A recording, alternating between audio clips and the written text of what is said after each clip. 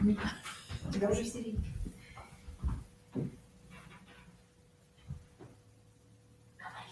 Добрый день, уважаемые участники консультационного часа.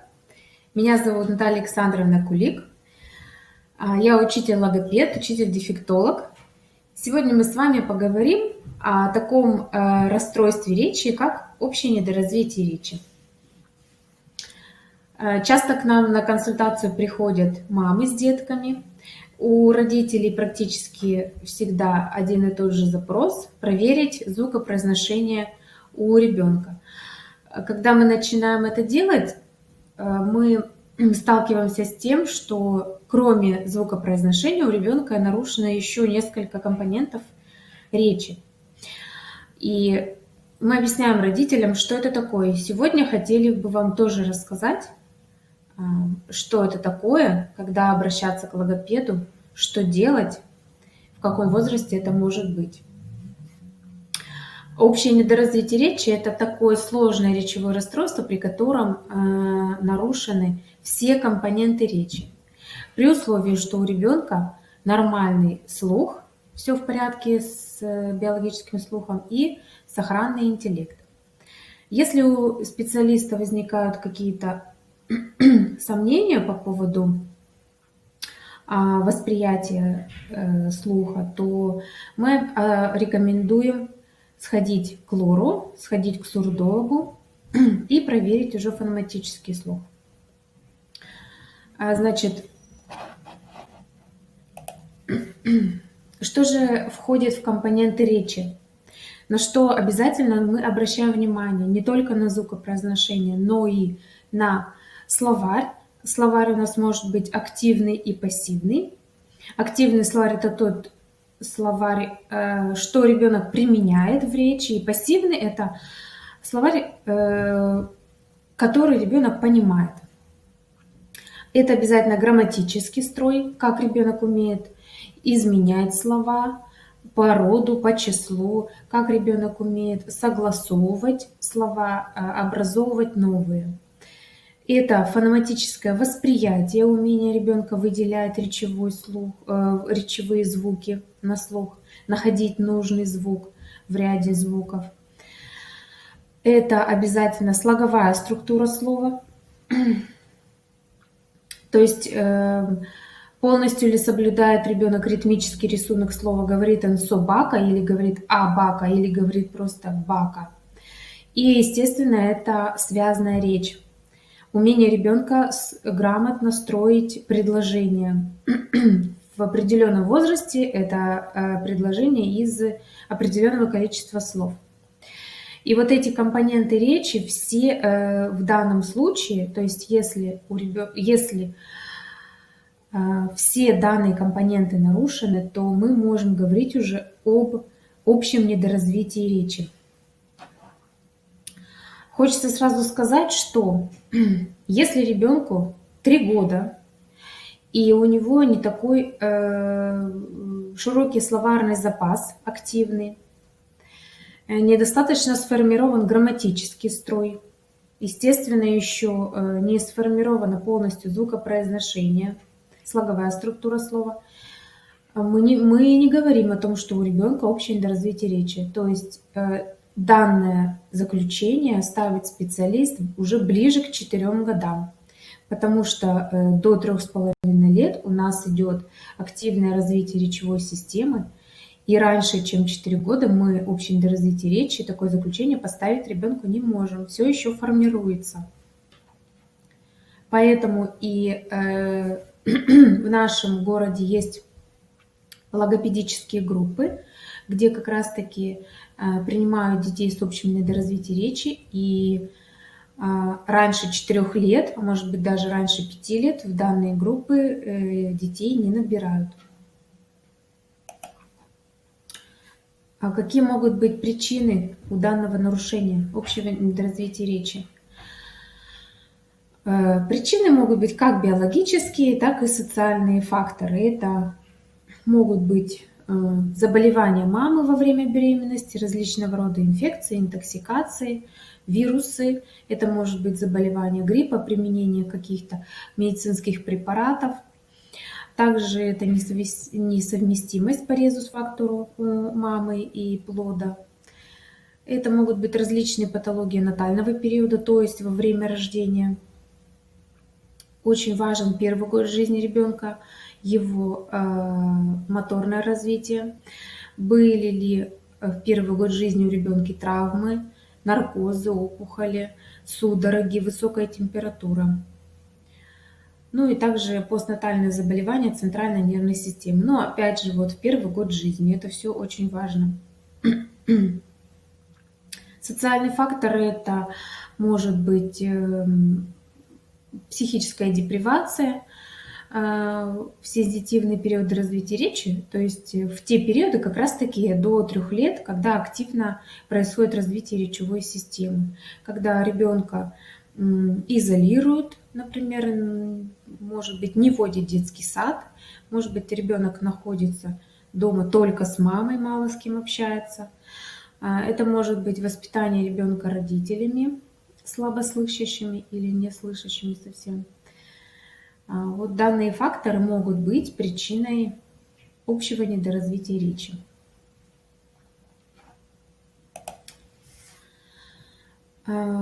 У каждого ребенка, естественно, у каждого ребенка с общим недоразвитием речи будут свои особенности. Но имеются и типичные проявления, которые в большинстве случаев мы можем у ребенка увидеть. То есть это более позднее начало речи. Первые слова появляются к 3-4 годам, ну, в крайних случаях и к 5 годам. То есть этот период сензитивный, когда происходит интенсивное речевое развитие, у ребенка западает. И, естественно, уже к 3 годам, если у ребенка очень маленький активный словарь, естественно, уже надо бить тревогу. Также такое проявление, если экспрессивная речь отстает от импрессивной, то есть ребенок больше понимает, что вы говорите, выполняет ваши инструкции, ваши просьбы, но при этом активный словарь у него очень маленький. То есть сам проговаривает очень мало слов, не может выразить свои мысли. Также такое проявление: речь аграмматична, недостаточно фонетически оформлена и мало понятна. То есть очень много ошибок, опять же, при, например, слоговой структуре слова, когда ребенок не полностью проговаривает четко все слово, а проговаривает только один его слог, или начало этого слова, или только конец. Это недостаточная речевая активность, как правило, у детей с общим недоразвитием речи. Речевая активность снижена. То есть нет мотивации для высказывания, нет побуждения к высказыванию.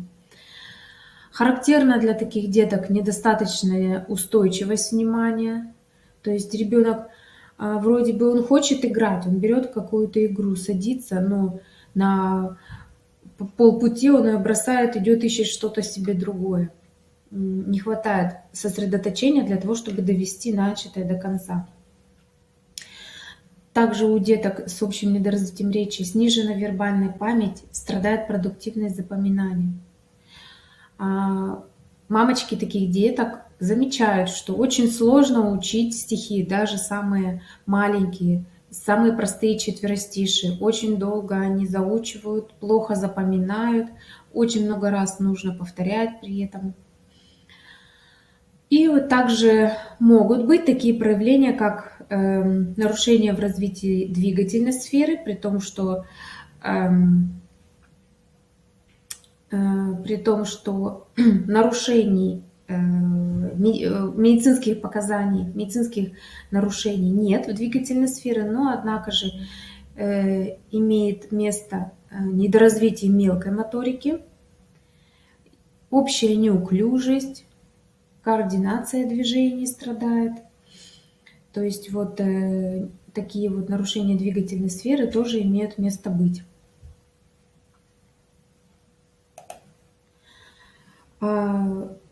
Общее недоразвитие речи подразделяется на 3 уровня. Когда приходите вы к специалисту, специалист как раз вам расскажет, какой это уровень и что, какие проявления у этого уровня. Мы с вами сейчас так кратко эти уровни рассмотрим. Общее недоразвитие речи первого уровня имеет такие проявления, как очень маленький объем активного словаря. То есть в словаре присутствует буквально несколько лепетных слов, звукоподражание, звукокомплексная. Речь ребенка состоит из лепета, можно сказать. То есть лепет у нас характерен в первый год жизни, да, там 6-9 месяцев, 9-12 месяцев, в году уже несколько слов. А при данном нарушении у ребенка в 4-4,5 года в активной речи только лепет, звукокомплексы. То есть это могут быть, животные могут быть оставаться на уровне мяу, му, гав-гав, например. Машинка это может быть биби. Ну и несколько обиходных слов это мама, папа, дай, иди. Очень широко в данном случае используются жесты и мимика. То есть даже в 4,5 года может быть при данном нарушении ребенок показывает, практически не произнося при этом ничего. К 4,5 годам родители, конечно, уже привыкают и уже знают, различают все жесты, что они обозначают, поэтому, возможно, не требуют от ребенка что-то произнести. Фраза может быть, но она состоит из лепетных слов, то есть ма, ди, что может быть означать мама, иди, там, дай, дай мне, и так далее. Ну и в данном случае пассивный словарь, естественно, шире активного, то есть ребенок больше понимает и мало произносит. В первом уровне общего недоразвития речи нарушено либо отсутствует даже понимание таких значений, как один много. Покажи, где один мяч, а где много мячей. Ребенку сложно различить по размеру, большой или маленький. Не различают формы единства и множественного числа. Дети не понимают значения предлогов. Например, положи на стол.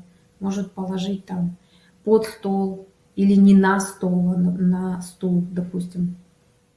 Ну и, конечно же, это нарушение звукопроизношения, нестойкое фонематическое оформление, то есть артикуляционный аппарат недостаточно развит, вследствие чего не формируются своевременно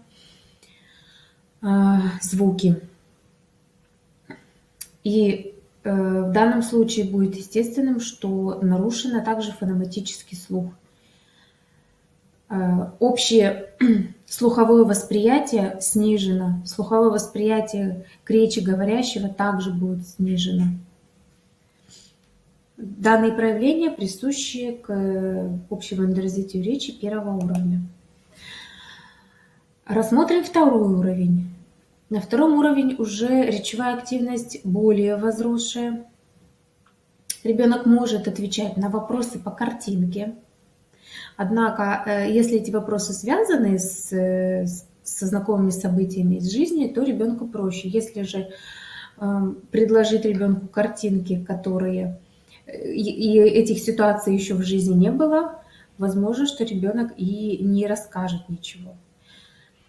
Простая фраза в данном случае у ребенка может состоять из 2-4 слов. Ну, как правило, это 3 слова. Мама, иди сюда, я хочу пить, мама, дай мне, и так далее. Активный словарь пополняется, но все-таки отстает от своей возрастной нормы. Определяется тем, что ребенку сложно ответить на вопрос, что такое. Значит, ребенок не знает слов, обозначающих части тела, животных, некоторых предметов мебели, одежды и так далее. Заменяет слова близкими по значению, по смыслу. Ребенок затрудняется назвать обобщающее слово, например, Мяч, машинка и паровозик. Скажи, как мы все это назовем вместе? И тут ребенок не может сказать, что это игрушки. Он, например, может сказать, это чтобы играть. Но вот именно значение игрушки сказать не может, не знает. Присущи в данном случае ошибки в употреблении грамматических категорий. Например, не едет на машине, а едет машину. Различают и понимают формы единственного и множественного числа. Мужской, женский, глагол прошедшего времени играл, играла. Это уже может быть на втором уровне. В звукопроизношении остаются также искажения звуков, замены, смешения. Нарушено произношение многих групп звуков. Естественный артикуляционный аппарат недостаточно развит. И все еще формируется слоговая структура слова и фонематический слух. Если ребенок правильно воспроизводит слово, то нарушается его звуконаполняемость. То есть могут быть перестановки слогов, перестановки звуков, замены и так далее. Вот данные проявления для общего недоразвития речи второго уровня. И третий уровень. На третьем уровне мы уже видим у ребенка развернутую фразу. Она может состоять из 3, 5, 6 слов. Но в данной фразе могут быть нарушения словоизменений, словообразования и так далее. Остаются нарушения звукопроизношения, недостаточная сформированность артикуляционного аппарата, заменяются один звук или несколько звуков, искажаются 3-4 сложные слова при повторении, то есть слоговая структура слова также еще недостаточно сформирована. Могут быть перестановки слогов, перестановки звуков и их замены. Неточное употребление многих лексических значений, то есть активный словарь, он пополняется, расширяется, но еще могут быть какие-то неточности, ошибки. Например, ошибки в согласовании числительных с существительными, прилагательных с существительными, ошибки в использовании предлогов. В самостоятельной речи, как мы уже сказали, простые распространенные предложения, трудности в выражении значений числа и рода, могут быть трудности в понимании логико-грамматических конструкций, установление причинно-следственных связей, что как раз-таки видно из тех заданий, когда мы предлагаем ребенку выложить картинки, выложить сюжетные картинки или, например, рассказать, что нарисовано на картинке, что происходит, какая ситуация. Сейчас мы с вами можем рассмотреть задания, которые вы можете предложить своему ребенку и посмотреть вообще, на каком уровне находится его речевое развитие. Можно предложить ребенку отдельные картинки, или можно вот так вот, как здесь представлено, на одной картинке сразу. Сначала мы предлагаем назвать все эти предметы. То есть вот назови, пожалуйста, что ты видишь. Стол, стул, шкаф. Как мы можем это назвать одним словом? Это мебель. То есть ребенок должен назвать обобщающие слова. Мебель, овощи, фрукты, птицы. Тут же мы можем сразу спросить: сова, вот сова и воробей. Сова какая? Сова большая, а воробей? Воробей маленький. Например, банан какой? Длинный, а яблоко какое? Круглое. То есть уточнить у ребенка, насколько он может дать характеристику данным предметам, данным картинкам. Предлагаем посмотреть на картинки и назвать животных, назвать детенышей. То есть вот Посмотри, пожалуйста, вот это лошадь. У лошади как мы называем детеныша? Или мы еще так говорим, как мы называем малыша у лошадки? Мама лошадь, а малыш жеребенок. Мама корова, малыш теленок. Если ребенок затрудняется ответить на вопрос, вы даете ему пример, и далее уже по аналогии ребенок пытается образовать нужное слово. Здесь же мы можем сказать, что лошадь и корова – это домашние животные, а тигр и лев – это дикие животные или животные жарких стран. Так, значит, проверяем словарь глагольный, спрашиваем у ребенка. Змея, что она делает? Змея ползает или ползет. Птица, что она делает? Птица летит или летает. То есть проверяем, насколько ребенок может назвать нам глаголы, действия.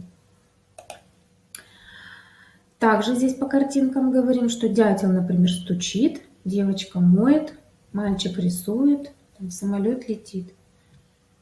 Глагольный словарь. Проверяем. Вы смотрите, наблюдаете, как ребенок отвечает, что для него затруднительно, какие у него есть затруднения. Проверяем, как ребенок может образовывать множественное число. Один стул, а если много, как мы их назовем? Это стулья. Один лист, а это листья. Так. Также это мы можем предложить уже более старшему возрасту, 5-6 лет. Один рукав, рукава. Один пень, а много мы скажем, это пни. И так далее. И также образование множественного числа существительных. Это игра 1-5. Еще мы играем в игру 1-2-5. Давай назови. 1 палец, 2 пальца, 5 пальцев. Умение образовывать слова, словоизменять слова. Так, и здесь вот просто назови, пожалуйста, что это. Это шары, это ложки, то есть это именно называние множественного числа. Так, большой, маленький образовываем, да, умение образовывать существительные с уменьшительно-ласкательными суффиксами, то есть большой лимон, маленький лимончик, апельсин, апельсинчик и так далее. Назови, какой предмет по цвету. Здесь мы смотрим, как ребенок умеет согласовывать существительные с прилагательными. То есть, например, майка желтая, мяч желтый, яблоко желтое. У многих деток с общим недоразвитием речи, присущим второму, третьему уровню, у них мы слышим, что сумка синяя, автобус синяя и шарф тоже синяя. У них все синее или все синий. Например, обращаем на это внимание. Так, дальше мы у ребенка спрашиваем. Скажи, пожалуйста, мяч какой? И слушаем, что ребенок будет предлагать. Возможно, он скажет только такую категорию, как цвет. Мяч желтый, а еще какой? Похож на круг. Ребенок может сказать. Если он похож на круг, то он какой? Круглый. То есть, если ребенок затрудняется, мы подсказываем ему и спрашиваем, а что еще здесь есть круглое? Что похоже на круг? Круглое. Руль круглый, солнце круглое и так далее. Смотрим, определяем, как ребенок сам будет образовывать данные слова, какая помощь ему требуется. Родителям, которые самостоятельно вот так дома проверяют уровень словаря и вообще уровень речевого развития, я рекомендую записывать те задания, с которыми ребенок не справился или где у него будут затруднения, и уже предлагать ребенку аналогичные задания для занятий дома, если вы решите заниматься дома сами, если не будете обращаться за помощью к логопеду. Но даже когда ребенок посещает логопеда, если это просто индивидуальное занятие, всегда специалист дает домашнее задание для закрепления. Так, для более старшего возраста, начиная с 5 лет, мы даем слова-антонимы, проверяем, как ребенок может образовать эти слова и понимает ли он их. Например, птицы летят высоко, а здесь птицы летят как? Ребенок должен сказать низко. Вот. Вы смотрите, как ребенок скажет или нет. Здесь мостик широкий, а здесь мостик узкий и так далее. Данная картинка с кошками и котами помогает нам понять, как ребенок употребляет предлоги, понимает ли он предлоги и может ли он их употреблять. Для начала вы можете спросить у ребенка: скажи, пожалуйста, где находится вот этот кот? И ребенок вам скажет: или на трубе, или в трубе. Где находится этот кот? Ребенок с общим недоразвитием речи может ответить: кот идет. Мы спрашиваем не что делает кот, а где он. Кот у дома. Кот подходит к дому, например. Откуда выглядывает кот? Ребенок с общим недоразвитием речи может сказать: кот выглядывает в окошко. Не куда он выглядывает, а откуда он выглядывает. Из окошка. Так. Либо вы можете у ребенка так спросить: где кот? А где этот кот? Где этот кот? И так далее. И тогда ребенок уже сам называет, и вы видите, как он употребляет предлоги. Во-первых, правильно ли он их употребляет? И во-вторых, все ли предлоги он употребляет? Ну, за исключением это может быть, допустим, выглядывает из-за дома. Возможно, это будет сложно для ребенка 5 лет, но 6-летний ребенок уже знает или подходит к дому. Уже для ребенка 6 лет это уже будет понятно. Дальше предлагаем ребенку сказать, что делает девочка. Вот в данном случае девочка что делает? Девочка везет мальчика. Здесь мы смотрим понимание изображения и умение назвать, что это, что делает. Девочка везет. Здесь мальчик везет или мальчик катит. Что ребенок скажет? Ребенок с общим недоразвитием речи может сказать: мальчик катается на санках. Хотя мальчик не катается, мальчик катит девочку. То есть здесь существует замена понятий. Что девочка делает? Ребенок может сказать: рисует, да? Другой скажет: нарисовала и так далее. Здесь, например, мальчик смотрит, ребенок может сказать, или мальчик нарисовал, или рисует. То есть здесь мы смотрим понимание изображенного на картинке и умение высказать. Ну и переходим к связанной речи. Какие задания мы можем ребенку предложить? Вы можете предложить, рассказать ребенку какую-то историю или сказку прочитать, не очень большую, и предложить ребенку пересказать. То есть я сейчас тебе расскажу, а теперь расскажи мне ты, что я тебе рассказала. Если ребенок затрудняется пересказать, задавайте ему наводящие вопросы. Обязательно фиксируйте себе, в чем у ребенка была проблема, какие у него были затруднения. Следующее задание мы можем предложить – это составить рассказ по серии сюжетных картинок. В данном случае на слайде представлены 3 картинки. Мы даем ребенку картинки, он должен разложить их по порядку. То есть покажи, где будет первая картинка, где вторая, где третья. И далее мы просим рассказать, а что здесь изображено. Мальчик и девочка в лесу нашли ежика. Дальше что они сделали? Они положили ежика в шапку и куда-то несут. Некоторые дети так говорят. Да, давай дальше посмотрим, что на картинке изображено. Они хотят налить ему молочка. Да, значит, куда они принесли этого ежика? Они принесли его домой. Да, зачем они хотят его напоить, зачем они хотят налить ему молока? Они хотят напоить его молоком, то есть накормить. И таким образом вы выстраиваете связный рассказ, помогаете ребенку правильно выстроить каждую фразу, каждое предложение. И смотрите, где у ребенка возникают трудности, где ему нужно помочь, на что больше обратить внимание. И когда вы уже придете на консультацию к логопеду, вы уже сможете конкретно составить свой запрос, над чем специалисту нужно работать, какие у ребенка есть трудности. Также мы можем ребенку предложить просто сюжетную картину одну и рассказать.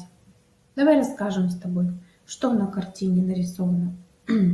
Ребенок может сказать, здесь нарисован мальчик, здесь нарисована девочка. У детей с общим недоразвитием речи, так как очень скудный словарный запас и несформированность связанной речи, и, естественно, могут быть такие вот простые распространенные предложения. Мы помогаем ему эти предложения обогатить, расширить и грамотно составить. По поводу звукопроизношения. Звукопроизношение у нас формируется соответственно возрасту. Да? Какие-то группы звуков или отдельные звуки могут чуть раньше сформироваться или чуть позже, но вот определенное время все-таки существуют вот определенные периоды, когда формируется тот или иной звук. И, конечно, мамочкам обязательно нужно знать это, потому что бывает, что ребенку 3,5 года, а мама уже очень сильно переживает, почему уже нет до сих пор звука «р» или звука «л» у ребенка. Ну, потому что еще ребенок в 3,5 года имеет полное право этот звук не проговаривать. Да, у кого-то они уже сформировались. Но если он не сформировался, это не значит, что какие-то страшные речевые нарушения у ребенка. Поэтому на слайде здесь представлен онтогенез звуков, так как происходит формирование звуков. И в зависимости от этого вы можете наблюдать у своего ребенка формирование и уже сделать выводы. Может быть, ребенок может произносить шипящий, но при этом у него будут сложности в воспроизведении, например, губных звуков. М, Б, П, В, Ф. Например, он может их пропускать или заменять все одним звуком В. И так далее. Поэтому над звукопроизношением мы тоже, конечно, следим. Ну и еще один компонент речи, который также нарушен при общем недоразвитии речи, это фонематический слух. То есть это способность выделять, различать звуки человеческой речи. Это слуховое восприятие к речи говорящего. В основном слуховое восприятие к речи говорящего и к звукам у детей с общим недоразвитием речи снижено, поэтому имеет место замена звуков, смешение и серьезное нарушение звукопроизношения, где нарушено очень много групп звуков. Как мы можем узнать, нарушен у ребенка фонематический слух и насколько он нарушен? Предлагаем ребенку вот такую картинку. И сначала мы предлагаем ему показать, где крыша, а где крыса. Таким образом вы услышите, как ребенок распознает звуки на слух, различает ли он эти звуки. В данном случае слова у нас будут различаться только одним звуком. Покажи, пожалуйста, где у нас бочка, а где почка, где рожки, а где ложки. Ребенок может справиться с этим заданием полностью, могут быть какие-то единичные ошибки, ну и либо может быть очень трудно ребенку справиться с таким заданием. Дальше мы предлагаем ребенку самому назвать, что это. Назови, это кто? Это коза, а это коса. Здесь вы слушаете, как ребенок проговаривает эти слова. Правильно ли он проговаривает сходные звуки. Или, может быть, он говорит, это крыша, а это кто? А это то, это крыша. То есть он понимает, что это крыса, но проговаривать он все равно будет крыша. А это что? Это ложки. А это что? Это ложки. То есть в данном случае вы смотрите, как ребенок проговаривает. Слоговая структура слова, расположение, связь слогов в слове. В данном случае вы смотрите и определяете, как ребенок проговаривает. Ритмический рисунок слова у него сохранен, либо какие-то слоги ребенок опускает. Первый, последний, либо это слог будет в середине. Предложите ребенку назвать, что это. Мы предлагаем разные слова, картинки разной слоговой структуры. Это односложные слова, состоящие из одного слога. Это двусложные слова. Бантик, белка, платье. Это трехсложные слова. Машина, корова, лопата. И четырехсложные слова. Велосипед. Ну, как правило, у детей с общим недоразвитием речи 2-3 уровня трудности возникают в воспроизведении слов с 3, с 4, ну и, естественно, с 5 слогами. Так. Следующее задание мы можем предложить ребенку. Это покажи картинку, где звук «м», допустим, например. Здесь, конечно, сначала я бы рекомендовала вам проговорить. Давай назовем все картинки. Проговорить все картинки, чтобы ребенок, вы назовите, и чтобы ребенок тоже сам назвал. А потом скажите, спросите у него, а что начинается со звуком «м», например, или что начинается со звуком «в». И послушайте, посмотрите, как ребенок справится с этим заданием. Так. Следующее задание – определить последний звук. Послушай, пожалуйста, и скажи, что я сказала в конце, самое последнее. Кольцо. И этот звук в конце вы долго-долго проговариваете, для того, чтобы ребенок смог уловить его. Грибы. Ребенок должен сказать, послушайте, что ребенок скажет. И исходя из того, будут ошибки, какие это будут ошибки, вы уже сможете судить, как развит фонематический слух вашего ребенка, какие есть трудности, какие сложности. Следующее задание – это выделить последний согласный звук. Там у нас был последний гласный, а тут последний согласный. Автобус. Какой звук я говорю? Долго. Какой звук ты слышишь в конце? Можно так спрашивать. Задаем вопросы по-разному, потому что так как при общем недоразвитии речи могут быть трудности в понимании логика грамматических конструкций, также могут быть трудности в понимании инструкций. Поэтому если с первого раза ребенок не справился с заданием, задайте другой вопрос. Так. И вот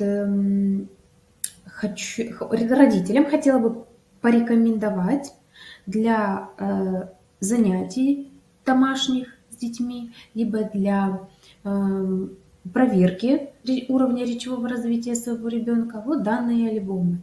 Во-первых, данные альбомы содержат все разделы компонентов речи, то есть каждый компонент вы можете проговорить, просмотреть, как он сформирован, проиграть с ребенком, выполнить задания. Вот. Хорошие здесь доступные задания по возрастам. Для самых маленьких это до 3-4 лет. Большой альбом это с 4 до 6 лет. И, соответственно, для будущих первоклассников.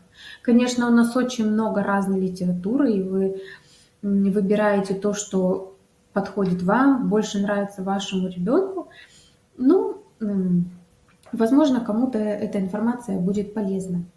Если у вас есть какие-то вопросы, пожалуйста, задавайте.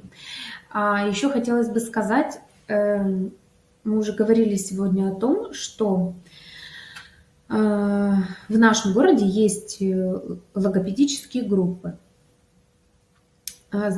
Значит, именно логопедическая группа для детей с общим недоразвитием речи очень полезно для детей. И было бы очень хорошо, если ваш ребенок будет посещать данную группу детского сада. Во-первых, на группе работает учитель-логопед, который проводит каждый день занятия. Это и подгрупповые занятия, и индивидуальные занятия. И, возможно, вам не нужно будет дополнительно водить ребенка на занятия к логопеду. Помощь он будет получать именно вот во время посещения детского сада. Ну и, естественно, очень тесная связь с самим специалистом. В любой момент вы можете задать ему вопросы, выполнить его рекомендации, спросить, какие пожелания и так далее. Или вы можете высказать какие-то пожелания логопеду. То есть в данном случае нужно очень тесно со специалистом сотрудничать. Часто возникает вопрос, когда же нужно пойти на консультацию к логопеду, если вот мамочка переживает, и ей кажется, что вот ребенок совсем не так говорит, как его сверстники в детском саду. Вообще, если вы сомневаетесь, идите в любом возрасте. Идите в 2,5 года, в 3,5 года, в 4 года. Если вы слышите, что произношение страдает и очень сильно отличается от сверстников, от большинства сверстников, не то, что один ребенок в детском саду хорошо говорит, а остальные, ну, примерно на одном уровне. А если вот прям сильно вы видите эту разницу, конечно, ждать ничего не надо.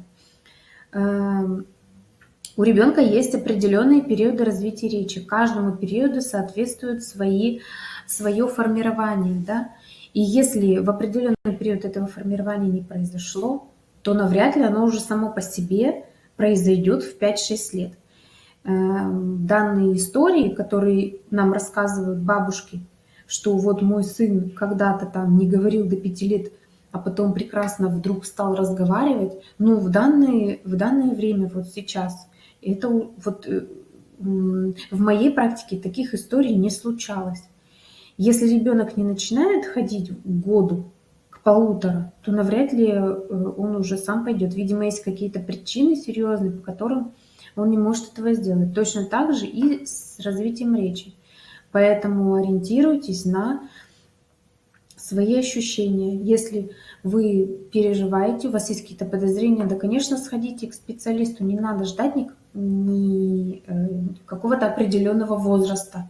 Специалист проведет обследование и скажет вам, соответствует вашему возрасту уровень речевого развития, либо немножко есть какая-то задержка, либо нужно вам позаниматься, либо даст какие-то вам определенные рекомендации. Ну вот, на сегодня все, что я вам хотела рассказать по поводу общего недоразвития речи. Если у вас остаются какие-то вопросы, вы всегда их можете задать специалистам консультационного центра. Спасибо большое вам за внимание. До свидания.